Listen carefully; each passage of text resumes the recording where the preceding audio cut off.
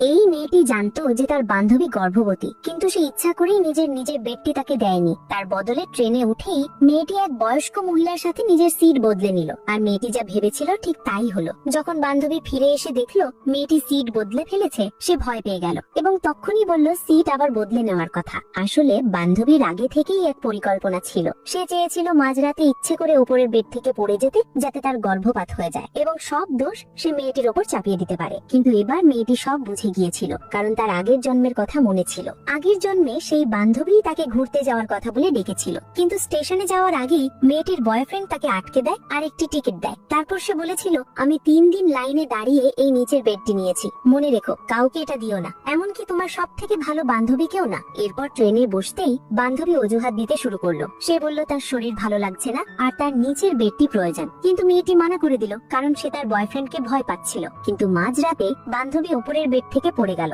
আর যা হওয়ার ছিল তাই হলো। তখনই মেয়েটি জানতে পারলো বান্ধবী গর্ভবতী ছিল। এরপর হাসপাতালে পৌঁছাতেই বান্ধবীর সব দোষ মেয়েটির ওপর চাপিয়ে দিল। সে বলল যদি মেয়েটি বেড বদলে দিত তবে বাচ্চাটি বেঁচে যেত। এসব শুনে মেয়েটির বয়ফ্রেন্ড তাকে জোরে চড় মারলো আর বলল যে তুমি খুব নিষ্ঠুর, তুমি ইচ্ছে করে এমন করেছো। এরপর বান্ধবীর স্বামী এলো, যে আগে থেকেই খুব রাগী স্বভাবের মানুষ ছিল।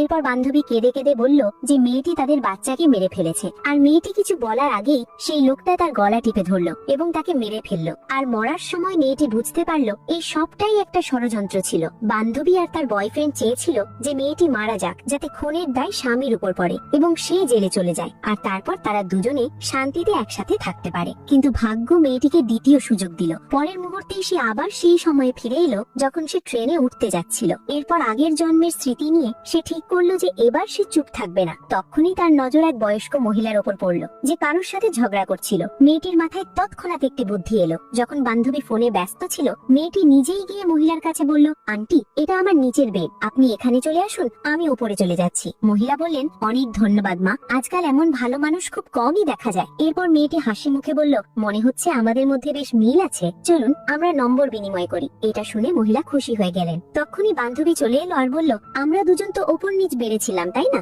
মেয়েটি বলল যে মহিলার বয়স বেশি তাই সে বেড বদলে নিয়েছে। বান্ধবী তখনই চিৎকার করতে লাগলো যে তোমার বয়ফ্রেন্ড 3 দিন লাইনে দাঁড়িয়ে এই বেড নিয়েছিল, সে কাউকে বদল করতে বারণ করেছিল, তাড়াতাড়ি আগের মতো বদলে নাও। মহিলা রেগে গিয়ে বললেন, তুই আমাকে আদেশ দিচ্ছিস? আমরা নিজেদের মধ্যে ঠিক করে নিয়েছি। কিছুক্ষণ পর বান্ধবী আবার বলল, চলো আমরা দুজন নিজেদের মধ্যে সিট বদলে নিই। মেয়েটি বুঝে গেল সে এখনো তাকে ফাঁসাতে চাইছে। সে উত্তর দিল, এখন তো আমরা দুজনেই ওপরের বেডে আছি।